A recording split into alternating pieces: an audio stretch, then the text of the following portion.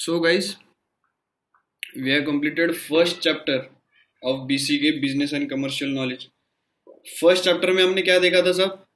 हमने ओवरऑल देखा था what are economic activities, what are non economic activities, और आपको जितने भी इकोनॉमिक एक्टिविटीज करना है जिससे आपको मनी का इनकम होगा, that can be carried out in 5 types of businesses. मतलब अगर आपको कोई भी बिजनेस करना है, you can do it with sole proprietorship, you can do it with partnership, you can do it with LLP, the new form of partnership. Companies में आपको private और पब्लिक के दोनों ऑप्शंस थे. तो हमने क्या पढ़ा था साहब? जनरली अगर आपको बिजनेस करना है, देखो ये पूरे के पूरे सब्जेक्ट में जितने भी हम पढ़ेंगे, we are going to study only and only about businesses. Clear है? जितना भी बिजनेस का रिलेटेड होगा वो हम बात करेंगे. We are also study in first chapter की सीएस को इतना बिजनेस का नॉलेज जरूरी क्यों है, क्योंकि सीए का काम होता है साहब to check the business style. जो भी बिजनेस कर रहे हैं that is going in pure format, सही ढंग से बिजनेस चल रहा है नहीं, ये सीए चेक करता है in the form of audit, है ना. अब इतने बैंक्स होते हैं, यूजुअली साल के बाद compulsorily there is bank audit. Bank audit में क्या होता है? बैंक ऑडिट के टाइम पे जो ओनर होता है, जो फंडिंग है वो लोगों की है. फॉर एग्जांपल अगर एसबीआई देखा जाए तो लोगों ने जो एफडीज वहां पे किया है, जो पैसा उन्होंने दिया है, उसके हिसाब से ट्रांजैक्शन होते हैं, उसके हिसाब से लोन बांटे जाते हैं. तो वेदर उनका जो पैसा जा रहा है बैंक में वो प्रॉपर वे से यूज हो रहा है या नहीं, कहीं फ्रॉड तो नहीं हो रहा है, ये चेक करने के लिए देयर आर ऑडिट्स. क्लियर है? हर साल ऑडिट कंडक्ट होता है, क्योंकि बिजनेस एंड मैनेजमेंट या ownership, you can say ownership and management are totally different things. तो ये मैनेजमेंट क्या काम कर रहा है वो चेक करने के लिए ओनर्स जो है दे कंडक्ट ऑडिट. तो इसलिए सीएस को इंपॉर्टेंट है बिजनेस के बारे में पूरी आइडिया रहने. Second chapter of this great subject business and commercial knowledge. देखो नाम जब कभी आता है ना आपको कमर्शियल नॉलेज, ये आपके बुकिश नॉलेज के 10 टाइम्स ऊपर होता है. क्लियर है? 11th में भी आपको एक चैप्टर था कमर्शियल मैथमेटिक्स समथिंग, तो उसमें आपने जनरल आइडिया ले लिया था कि व्हाट इज टैक्सेशन, जीएसटी क्या होता है, इनडायरेक्ट डायरेक्ट टैक्स क्या होता है ना. आपको ओवरऑल मार्केट का स्टडी हो जाता है, you get idea about commerce, या you can say that you get the clear cut idea of practical way of business. तो इंस्टीट्यूट की यही कोशिश है, ना कि बुकिश नॉलेज आपका डेवलप हो, बट प्रैक्टिकल सेंस में आपको रियलिटी क्या है वो हिसाब से आपको नॉलेज अभी से गेन हो, so that you can look around the society as it is. जैसे प्रैक्टिकल वर्ल्ड काम करता है, आप उस नजरिए से उसको देखो, such that in your professional life, आपके प्रैक्टिकल लाइफ में आगे जाके आपको उसका हेल्प हो. Second chapter of BCK we are going to study environment. Environment मतलब अपना जो अभी तक हमने पढ़ा है वो एनवायरमेंट नहीं, it is all about business environment, it is all about माहौल. माहौल क्या होता है? जिस एरिया में आप रहते हो, जिस एटमॉस्फेयर में आप रहते हो, जिस एनवायरमेंट में आप रहते हो, उसके वजह से जो आप में आप बनते हो. फॉर एग्जाम्पल कोई बंदा है ना, आपका कोई फ्रेंड है जो लातूर से बाहर से पढ़ने आया आपके पास. क्लियर है? एज्यूम कर लो हम बीड़ ले लेंगे, बीड़ से कोई बंदा आपके साथ पढ़ने आया. अब इसके साथ कम से कम 50 लोग आए होंगे, उसके फ्रेंड्स जो भी है अलग अलग स्कूल के, बीड़ हो गया, सोलापुर हो गया, जहां से भी है वो आए होंगे. लेकिन पर्टिकुलरली आप दोस्तों के साथ जो मिक्सअप होके जो आपके ग्रुप में आया है, क्लियर है, उसका क्या हो जाता है, उसका नेचर, उसकी पढ़ाई करने की कैपेसिटी, उसकी सोच, उस सभी के सभी क्या हो जाता है, आपके ग्रुप के हिसाब से मैच हो जाता है, और उसे करना भी पड़ता है.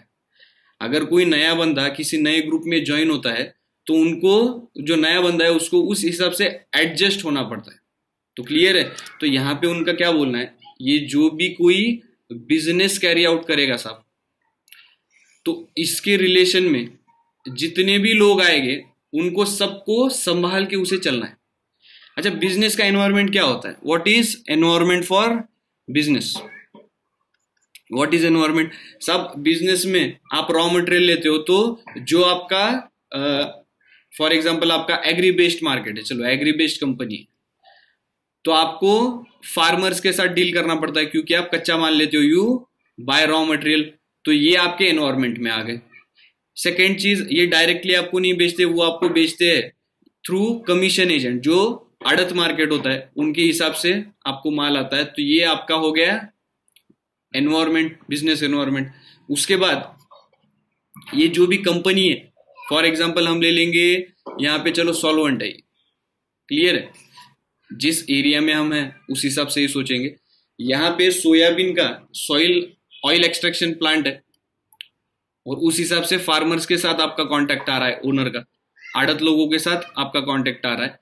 जो भी आप बेचने वाले हो, आप जिनको डीओसी बेचते हो, आप जिनको ऑयल बेचते हो, आपके सप्लायर्स आपका बिजनेस एनवायरनमेंट क्रिएट करते हैं, क्लियर है। जो भी माल ये लगता है उसके लिए कुछ अदर मटेरियल्स भी होते हैं, फॉर एग्जांपल मशीनरी के लिए कुछ सेटअप होता है, उसके बाद रॉ मटेरियल भरने के लिए कुछ बारदाना वगैरह लगता है, जो कुछ भी लगता है बिजनेस में, हर वो पार्टी जो बिजनेस से कुछ ना कुछ रिलेशन में आ रहे, they all form business environment.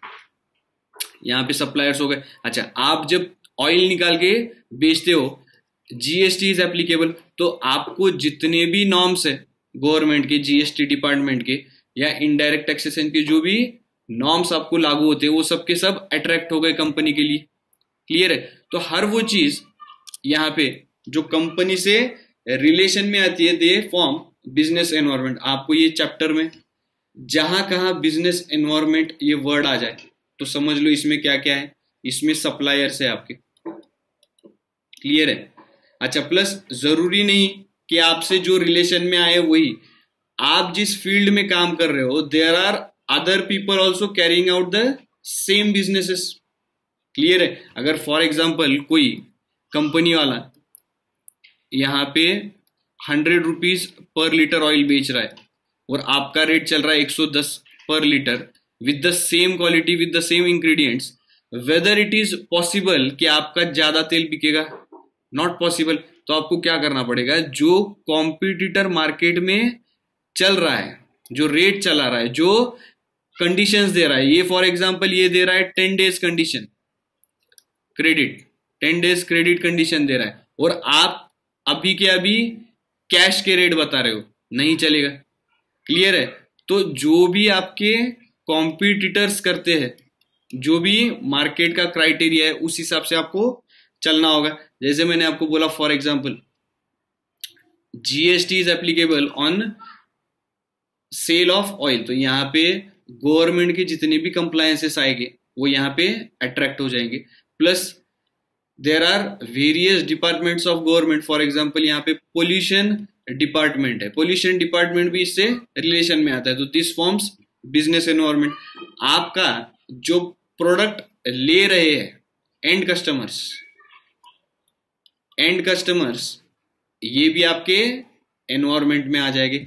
Environment मतलब वो हर वो चीज, हर वो लोग जो आपको बिजनेस से कहीं ना कहीं कुछ ना कुछ रिलेशन में आते, कुछ काम में आते, they all are considered in business environment. यहाँ पे ये लिस्ट कभी फिक्स नहीं होगी। There are an number of people, there are creditors, there are bankers, clear है, देयर आर शेयर होल्डर्स, हर वो इंसान जो यहाँ पे कनेक्ट होने वाला। अच्छा, दूसरी बात, ये चैप्टर में दिया गया है, they are talked about business environment, ठीक है, accepted. They are talking about जो भी जिस एरिया में है, they are talking about environment, but they are also talking about the changes the business या फिर the steps the business person should take in order to success.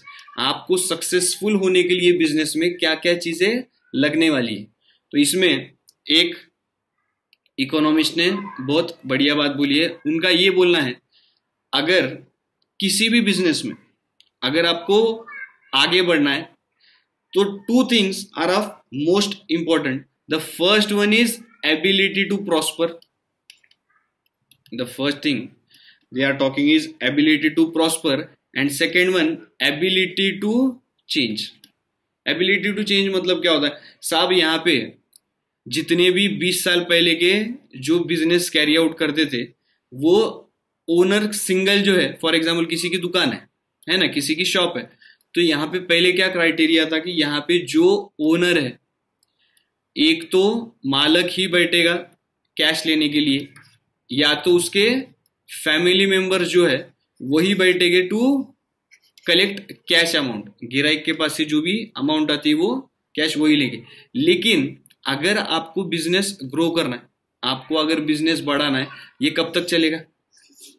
Clear है? अगर owner वहीं पे अगर अटक के रह गया तो बाकी चीजों का पॉसिबिलिटी नहीं. आज के डेट में any businessman, any producer has to deal with your pollution department, deal with GST department, deal with income tax department, है ना. डे टू डे एक्टिविटीज जो है वो सब कैरी आउट करना पड़ता है. बैंकिंग के काम पूरे करना पड़ता है. सप्लायर्स को उनको ही बात करना पड़ता है, प्लस कस्टमर्स को उनको ही बात करना पड़ता है. ये सब काम अगर ओनर खुद ही यहाँ पे बैठेगा तो कैसे पॉसिबल होगा? तो there is new trend, there is technology available. साहब ये तो क्यों बैठते थे? क्योंकि पहले ना कंप्यूटर थे, ना कोई बंदा था जिसके वजह से आपको क्लियरिटी मिल जाए, अकाउंटेबिलिटी कोई ले. यहाँ पे पहले कुछ पॉसिबिलिटी ही नहीं थी, तो उनको बैठना साजिक था. लेकिन नाउ एज ऑन डेट, आज के डेट में computers are available, software are available. आप पूरा की पूरा हिसाब 5 मिनट में देख सकते हो. Then why you should do this thing? अगर आप यही करने में अटक गए तो ये सब चीजें कौन करेगा? क्लियर है? तो उनका क्या बोलना है, कोई भी बिजनेस में अगर आपको सक्सेसफुल होना है साहब, तो you should have the ability to change, the ability to prosper. अगर आप चेंज को एक्सेप्ट करने तैयार हो, अगर आप चेंज को एक्सेप्ट करने तैयार हो, तो श्योर है आज नहीं तो कल आपको सक्सेस मिल जाएगा. अच्छा, सेकेंड थिंग, जैसे मैंने आपको बोला, हर चीज का डेटा एक्यूमुलेशन होता है, हर चीज का डेटा लिया जाता है ना, इंफॉर्मेशन ली जाती है. तो क्या होता है, इनका ये बोलना है, इनका ये अंदाज है, इनका ये कैलकुलेशन है कि कोई भी business style, any business style is successful can be carried out with fluency up to 50 years. 50 साल तक अच्छे से कोई भी बिजनेस चल सकता है. लेकिन 50 ईयर्स के बाद there is some trend, there is some change such that वो बिजनेस आगे नहीं चल पाता. क्लियर है? बट दिस एग्जाम्पल जो है, या फिर ये जो उनकी मान्यता है, वो उनकी निकाल दी है some groups. There are Tata groups जिनका बिजनेस कुछ 150 या 200 सालों से चल रहा है. क्लियर है?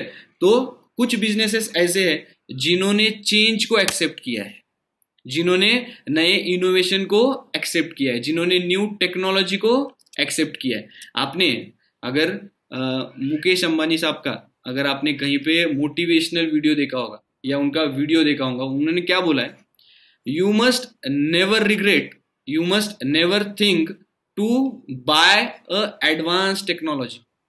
अगर आपको नए बिजनेस में कुछ नया टेक्नोलॉजी आता है, कुछ नया इनोवेशन आता है, you must never think a second thought. आपको कभी सेकेंड थॉट नहीं आना चाहिए कि इसमें पैसा ज्यादा जा रहा है या इसमें कैसा होगा, कैसी होगी technology. If there is advance technology, अच्छा टेक्नोलॉजी होती क्या है, व्हाट इज टेक्नोलॉजी? टेक्नोलॉजी मतलब जो काम 1 घंटे का पहले होता था, अभी 10 या 15 मिनट में हो रहा है. रेशियो कैन डिफर, बट इसका बेसिक टर्मिनोलॉजी क्या है, बेसिक मीनिंग क्या है साहब? जो भी आपकी टेक्नोलॉजी आप यूज कर रहे हो, उससे आपका उसी काम को करने के लिए कम समय जाना चाहिए, तभी आपकी स्पीड बढ़ेगी, स्पीड ऑफ प्रोडक्शन बढ़ेगा, आपका वैल्यूएबल टाइम जो है वो बचेगा. तो उनका ये बोलना है कि कभी भी जितनी एडवांस टेक्नोलॉजी आ जाए, इनोवेशन आ जाए, यू मस्ट एक्सेप्ट. कुछ कुछ स्टूडेंट्स का क्या होता है, उनको 10th की आदत होती है, किसी किसी को मतलब एक चीज 10 बार पढ़ने की आदत होती है, वही रटने की आदत होती है, उस हिसाब से उन्होंने बोर्ड क्लियर किया होता है. लेकिन क्या होता है साहब, ये जो पैटर्न रहेगा आपका, ये जो सीए फाउंडेशन का पैटर्न रहेगा, अगर आप सीए कर रहे हो, सीए फाउंडेशन दे रहे हो, तो उसमें एमसीक्यू पैटर्न है। क्लियर है? आपका भले ही आपको नॉलेज पूरा है, लेकिन आपको क्या होता है, आप इतना पढ़ने की वजह से आपको लिखने की आदत है। यहाँ पे है एमसीक्यू पैटर्न। क्लियर है? और आप सिर्फ बोर्ड की ही पढ़ाई कर रहे हो, आप सिर्फ थियरी पढ़ाई ही कर रहे हो, आप एमसीक्यू के पास ध्यान ही नहीं दे रहे हो, तो जरूरी नहीं आपको यहाँ पे 95% आए तो यहाँ पे भी 80 भी आ जाए। आई कैन चैलेंज, 80 भी आना मुश्किल है, भले ही आपको 95% हो 10th में, लेकिन आपको अगर सिर्फ थियरी की आदत है, आपको फास्ट सोचने की आदत नहीं है, आपको एमसीक्यू सॉल्व करने की आदत नहीं है, तो ये भी स्कोर आना मुश्किल है। तो यहाँ पे बिजनेस में भी वही होता है। अगर आप बिजनेस में वही पुराने ट्रेडिशनल वे में कोई भी बिजनेस अगर कैरी ऑन करते हो without accepting a new technology, a new pattern, clear है, तो जरूरी नहीं आपको पहले जितना सक्सेस मिला था, आपको जितना पैसा मिला था, इट इज नॉट पॉसिबल या कि अभी भी आपको उतना ही पैसा, उतना ही प्रॉफिट मिलेगा। It is questionable. क्लियर है? तो उनका क्या बोलना है, for any business you must accept the change, accept the change for prosperity. उन्होंने क्या बोला है, अच्छा ये आपको जो भी मैं यहाँ पे डिस्कस कर रहा हूं, this is overall discussion about the chapter. समझ में आ रही है बात? आपको क्लास होने के बाद आपको थ्योरी पढ़ना स्टार्ट करना है बुक से तुरंत। एमसीक्यू आज नहीं सॉल्व करना है, सुन लो मेरी बात, एमसीक्यू आज नहीं करना है, आपको थ्योरी पढ़ना है क्लास के साथ। हाँ, टुमारो और day after tomorrow you can start with MCQ, जब पूरा चैप्टर हो जाए, क्योंकि देयर आर लिंक टर्म्स। अगर आपने पूरा चैप्टर नहीं पढ़ा है तो आपको दिक्कत जा सकती है एमसीक्यू। पूरा एक बार चैप्टर पढ़ लो theory, then you can go for MCQ pattern. अच्छा, बिजनेस जब उन्होंने बोला है तो उनका क्या बोलना है, दिस इज कॉम्प्लेक्स। कॉम्प्लेक्स कोई भी चीज, कॉम्प्लेक्स मतलब क्या है, मुश्किल वाला काम। मुश्किल क्यों होती है, क्योंकि there are an number of functions. जैसे मैंने आपको पहले भी बोला, यहाँ पे सिर्फ और सिर्फ आपको सेल नहीं करना है, या सिर्फ और सिर्फ रॉ मटेरियल परचेस नहीं करना है, यहाँ पे आपको वो हर चीज करना है, आपको लेबर भी संभालना है। क्लियर है? आपको स्टैट्यूटरी नॉर्म्स जो है वो भी फुलफिल करने हैं, आपको क्वालिटी भी मेंटेन करनी है, आपको कॉम्पिटिटर से जो मार्केट में चेंज हो रहा है वो भी आपको ध्यान करना है, आपको नॉलेज लेना है, आपको इंफॉर्मेशन लेते रहना है। अगर there is change in law तो आपको वो भी ध्यान में रखना पड़ेगा कि लॉ क्या चेंज हुआ है, what must be the future demand. You have to predict for the future. अगर आपकी कंपनी, फॉर एग्जांपल, चलो आप टीवीएस के कंपनी में हो, टीवीएस स्कूटर्स जो होती है ना, तो टीवीएस के कंपनी में आप हो, आपको पिछले साल 2020 में आपके कुछ 2 लाख जुपिटर बिके हैं। क्लियर है? 2 लाख जुपिटर टू व्हीलर जो है वो आपके बिके है, आपका ब्रांड एम्बेसडर अमिताभ बच्चन है, तो आपको और भी ज्यादा कॉन्फिडेंस है कि इस साल इससे ज्यादा सेल होगा। क्लियर है? लेकिन अगर आरटीओ डिपार्टमेंट ने, गवर्नमेंट ऑफ इंडिया ने, अच्छा ये आपका प्रेडिक्शन है, आपका 2 लाख से ऊपर जाएगा, आपने क्या किया है, ये तो होने ही वाला है, इसलिए आपने 1.5 लाख टू व्हीलर का प्रोडक्शन स्टार्ट कर दिया। क्लियर है? 1.5 लाख टू व्हीलर्स का प्रोडक्शन आपने स्टार्ट किया।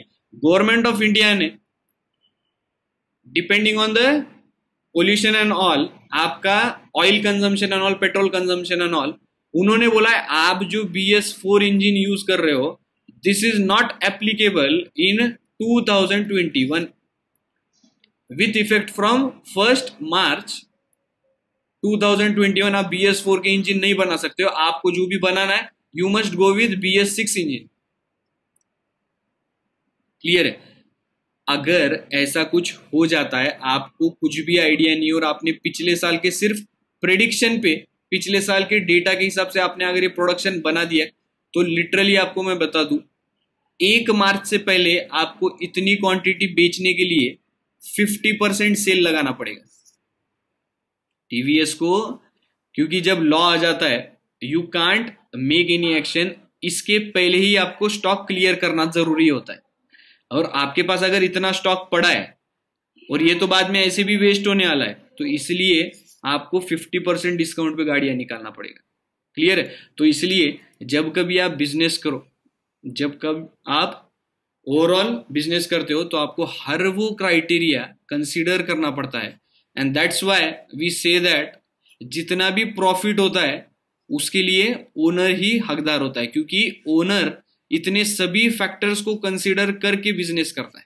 क्लियर है? तो higher the risk, higher the work, higher will be the returns. जितना ज्यादा आप जिंदगी में रिस्क लोगे उतना ज्यादा रिटर्न मिलेगा आपको। क्लियर है? अच्छा, this are complex in nature. ये हम क्यों पढ़ रहे थे? This all are complex in nature. Business अगर करना है आपको तो आपके जो एनवायरमेंट है वो काफी कॉम्प्लेक्स है, भरा पड़ा है, आपको सभी चीजों का कंसिडरेशन लेना पड़ेगा। जैसे मैंने आपको अभी एग्जांपल दिया ऑन टेक्नोलॉजी टर्म्स, अगर BS4 की जगह अगर BS6 का लॉन्च हो जाता है तो यहाँ पे आपको डायनामिक भी है एनवायरमेंट जो है आपका जो जिस बिजनेस एनवायरमेंट में आप रह रहे हो, it is very dynamic. Dynamic मतलब क्या होता है साहब? It is changing in nature, है ना? किसी भी environment is changing in nature, it is complex in nature, it is multi facing in nature. Clear है? कभी कभी क्या होता है, फॉर एग्जाम्पल एक 2014 to 15 के रेंज में या उससे भी पहले, शायद आइडिया नहीं मुझे, लेकिन पहले जो होते थे कैथोड रे टीवी होते थे, है ना? जिनका मैन्युफैक्चरिंग यूनिट है उनको अगर किसी ने आइडिया दे दिया कि in future there will be flat TVs, लोगों को उतने बड़े घर नहीं है जितने पहले रहते थे, people are shifting in cities में छोटे छोटे फ्लैट्स होते हैं, तो उनको इतनी बड़ी टीवी रखने के लिए जगह नहीं होगी, तो आगे चल के कंसेप्ट जो है फ्लैट टीवी का आएगा। जिस कंपनी ने इसके बारे में या इस चीज को नजरअंदाज कर दिया, निग्लेक्ट कर दिया, और उन्होंने एज इट इज उनकी सिस्टम जो है, उनकी टेक्नोलॉजी जो मशीनरी जो है वो एज इट इज रखी, उसमें कुछ एडवांसमेंट अगर नहीं किया तो क्या होगा? कुछ साल बाद, 1-2 साल के बाद वो पूरा के पूरा कंपनी कोलैप्स हो जाएगा। क्लियर है? क्योंकि उनका पूरा इन्वेस्टमेंट जो है वो मशीनरी में है, which is for cathode ray. और अगर नया पैटर्न आ जाता है और नया पैटर्न एक्सेप्ट हो जाता है लोगों के लिए, किसी भी बिजनेस में, आपको मैं बता दूं, किसी भी बिजनेस में कस्टमर इज द किंग। ये क्यों बोला जाता है?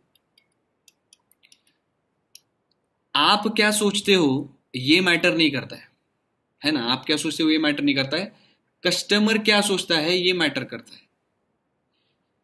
कस्टमर को कौन से प्रोडक्ट्स पसंद आएंगे, उनकी क्या चॉइस होगी, वो हिसाब से आपको सोचना जरूरी है। आपको क्या अच्छा लगता है उससे कोई लेना देना नहीं है। अगर आपके हिसाब से करते रहोगे आप without taking business environment into consideration, तो आपका ज्यादा दिन बिजनेस नहीं चलेगा। क्लियर है? अगर फॉर एग्जांपल आपको जॉब मिली है आफ्टर बिकमिंग सीए, अच्छा मुझे ये बात बोलो, किसी भी कंपनी में कहीं पे भी अगर आप जॉब करते हो, in return you are expecting some packages, some money. आपको कंपनी अगर 6 लाख रुपए साल के दे रही है, मुझे बताओ कंपनी आपके पास कम से कम आपके पास 10 लाख का तो भी प्रॉफिट हो एक्सपेक्ट करेगी या नहीं? या चलो मिनिमम हम ले लेते, जितना पैसा वो दे रही है उतना काम आपके पास से एक्सपेक्टेड है या नहीं? बट ऑब्वियस है, अगर कोई किसी को पैसा दे रहा है तो रिटर्न में he is expecting the service. Sir आवाज नहीं आ रही है। आवाज नहीं आ रही है? आवाज फुल करके देखो, कितने लोगों को दिक्कत आ रही है आवाज में? सर क्लियर नहीं आ रही है। क्लियर नहीं आ रही? वीडियो में देख लो, अभी यूट्यूब पे रहेगा वीडियो। अच्छा, जितना पैकेज कंपनी देगी साहब उतना रिटर्न में एक्सपेक्टेड है, बट ऑब्वियस है। अच्छा, आप बोलोगे सर हम तो जॉब करने वाले लोग, हम कोई सेल करने वाले नहीं है, तो हमारे पास से एक्सपेक्ट क्या करेंगे वो? मतलब मॉनेटरी टर्म्स में हमारी सैलरी काउंट कैसे होगी? तो साहब देखो, कंपनी में आप जिस कंपनी में काम कर रहे हो वहां पे सीए रिक्वायर्ड है। क्लियर है?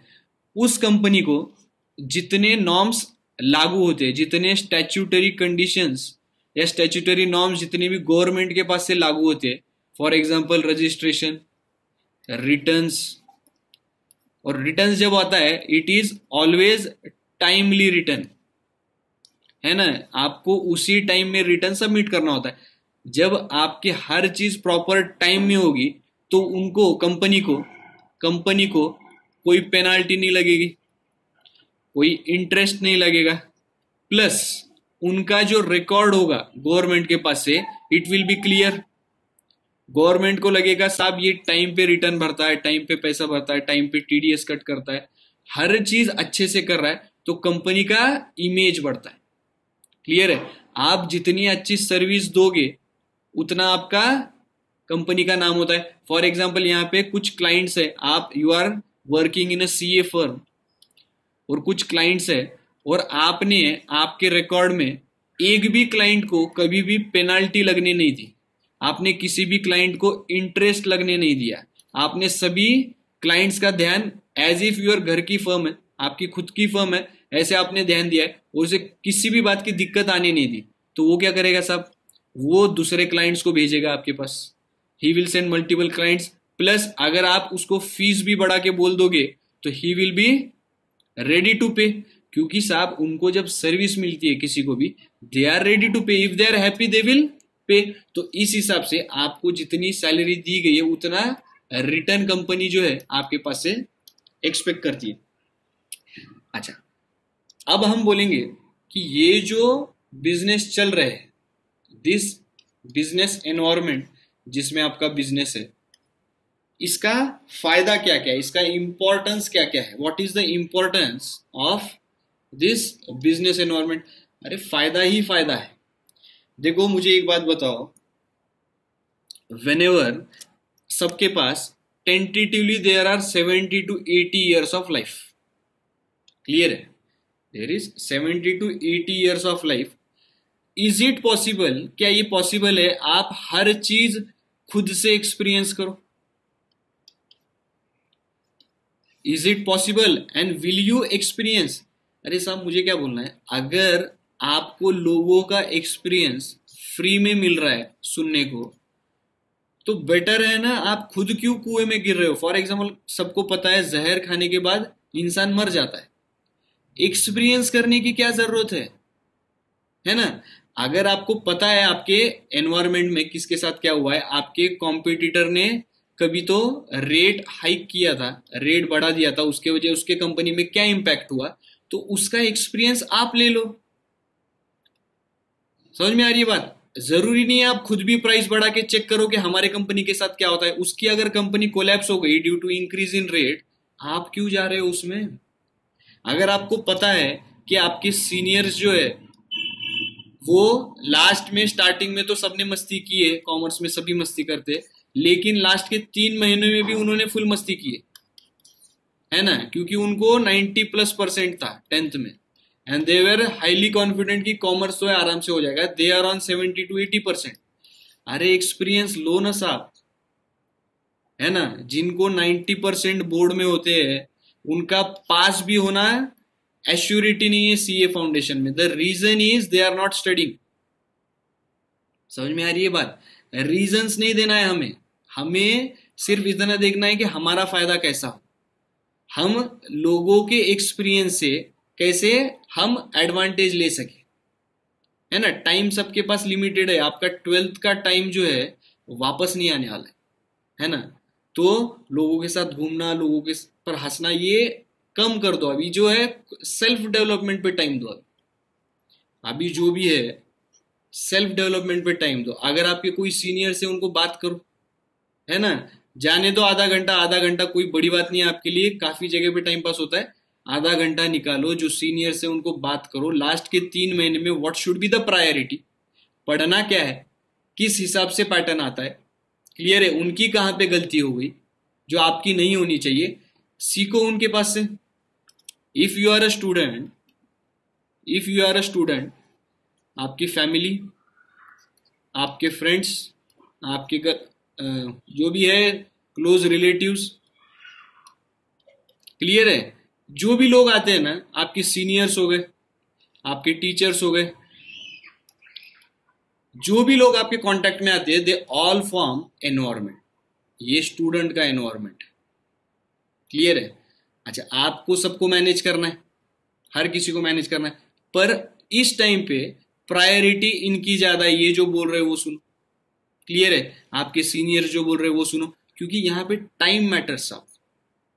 क्लियर है? अगर आपका ये कोर टाइम है, आपका मोस्ट इंपॉर्टेंट टाइम है, लास्ट के 3 मंथ्स हार्डली है आपके पास, तो मुझे नहीं लगता पढ़ाई के अलावा कोई और प्रायोरिटी हो सकती है आपकी। अगर है तो साइड में रखो उस 3 महीने के लिए। समझ में आ रही है बात? जो भी आपकी प्रायोरिटी आपको लगती है, 3 महीने के लिए आराम करो, बोलना मुझे सिर्फ और सिर्फ पढ़ाई करना है। क्लियर है? क्योंकि बाद में वो भी जो नजदीक के लोग हैं आपको जज करेंगे depending on your score, depending on your results. समझ में आ रही है बात? तो फर्स्ट प्रायोरिटीज आपका पढ़ाई। अभी 2-3 महीने किसी के पीछे लगो मत, टाइम डालो मत। We are studying importance of business environment. तो इसमें क्या उन्होंने दिया है, determining opportunities and threats.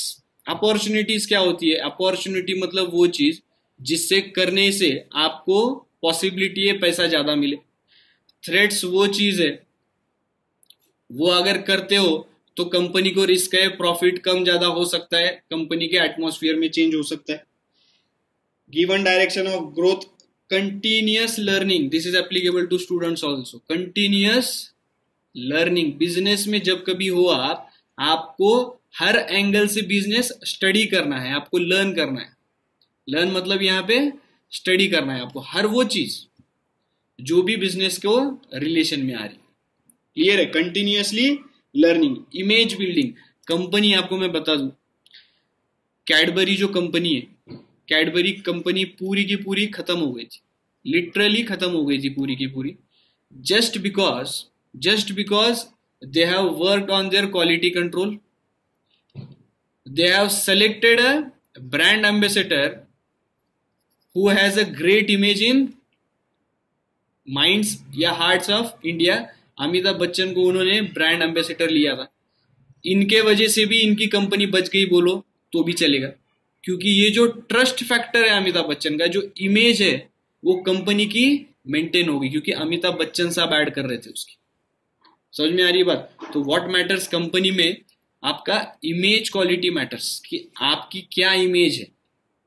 Clear है? आपकी इमेज के ऊपर काम हो जाती, कहीं कहीं पे तो पैसों की भी जरूरत नहीं पड़ती, जस्ट नेम इज रिक्वायर्ड। अगर कोई बंदा है, कोई पर्सन है, अगर कोई बड़े कंपनी का सीईओ है जो कि काफी ट्रस्टेड है, ये कोई भी बिना अथॉरिटी, बिना स्टैट्यूटरी राइट्स के कोई भी काम नहीं करता, सबको पता है, जो भी है लीगल वे में काम करता है from last 20 years in a market.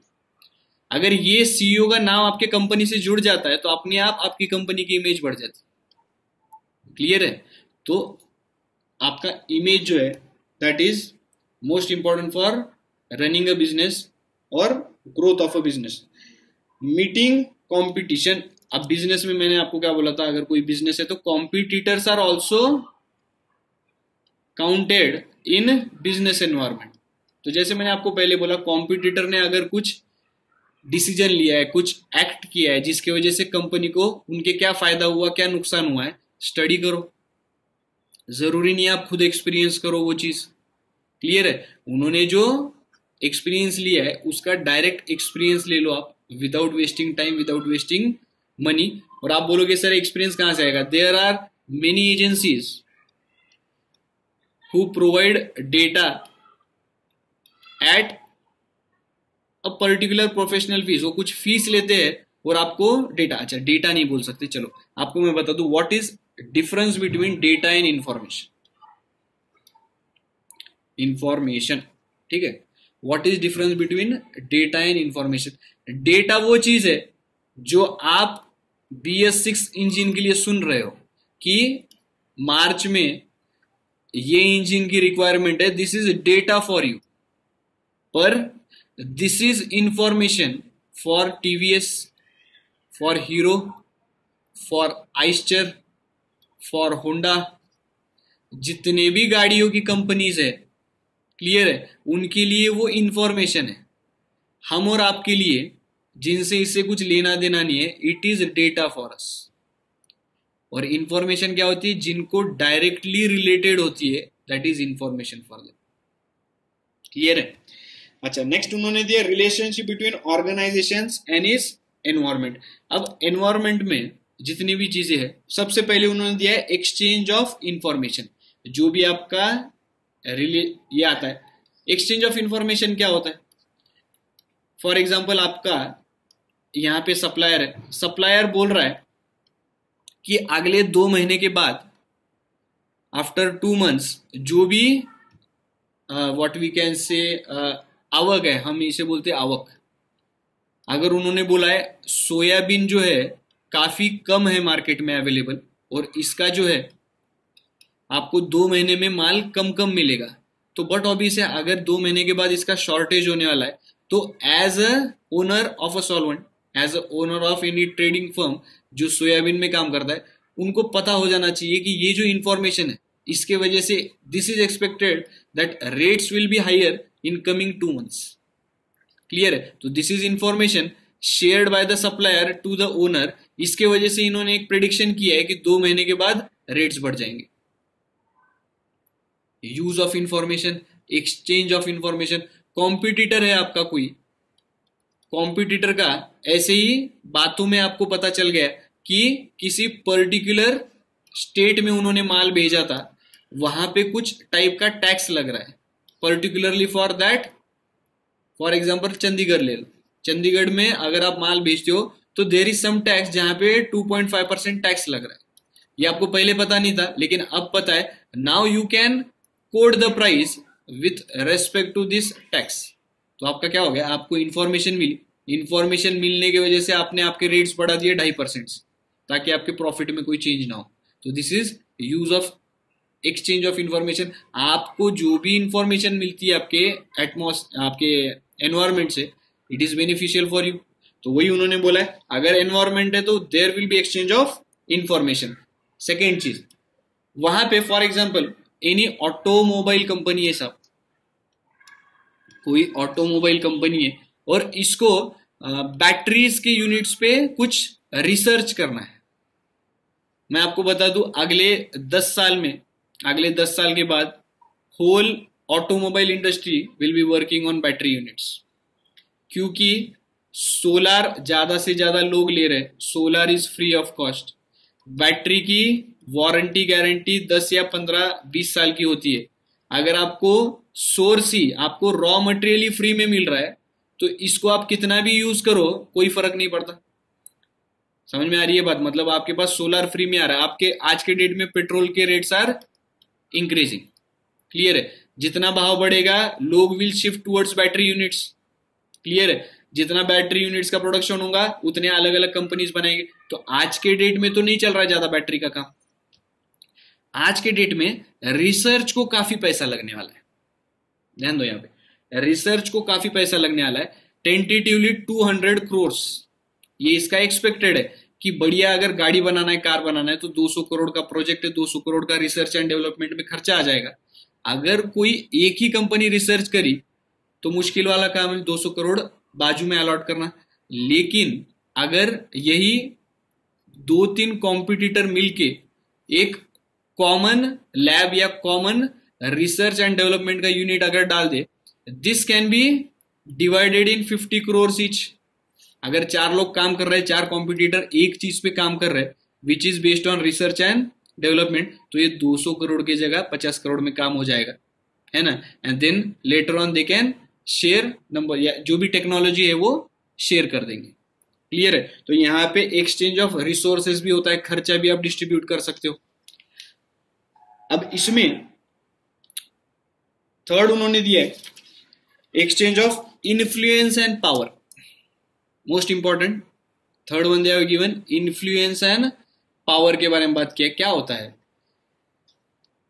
जो मार्केट में एक्सेप्टेड प्रोडक्ट है ना। For example nowadays Patanjali products या any Ayurvedic products, Ayurvedic products जो है उसको ज्यादा डिमांड है।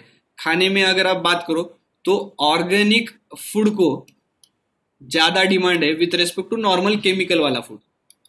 क्लियर है? तो क्या होता है आज के डेट में, पहले जो थी, पहले फॉर एग्जांपल हिंदुस्तान लीवर था, एफएमजी था, जो भी कंपनीज थे पहले, वो पहले प्रोडक्ट्स बेचते थे ऑल ओवर इंडिया में, टोटल शेयर उनका था।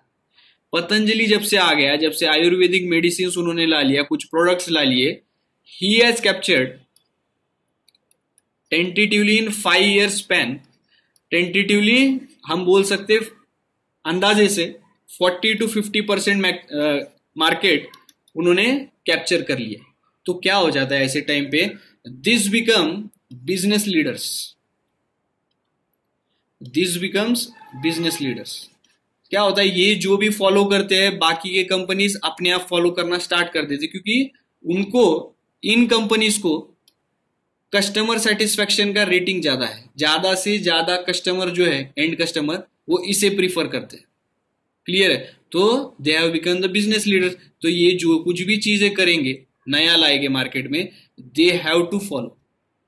तो they are saying that there is influence of some companies if they have increasing what we can say financially, और मार्केट शेयर जिसका काफी बढ़ गया है, तो उनके हिसाब से मार्केट चलने लगता है। हाँ, यहाँ पे प्रॉब्लम भी है, ये अपनी मनमानी भी कर सकते हैं। देखो, अगर किसी के पास अगर पूरा शेयर आ जाता है, मेजॉरिटी शेयर अगर किसी के पास चले जाता है, तो उसका क्या हो जाए, हुकुमशाही हो जाता है, हिटलर हो जाता है, मतलब वो उसके हिसाब से ही मार्केट चलाने लगता है। क्लियर है? तो इसके इम्पैक्ट भी है मार्केट में, but we can't do anything because people are accepting, people are accepting this companies product. तो उसकी भी गलती नहीं है, वो जो बोलेगा वो कंपनी का लॉ बन जाएगा। क्लियर है? अच्छा, ठीक है, इसके आगे का कल कंटिन्यू करते हैं, बट मोस्ट इंपॉर्टेंट जो हुआ है वो पढ़ाई करो। जिनको आवाज में प्रॉब्लम आया था वो वीडियो लेक्चर देख लो, it will be uploaded on YouTube.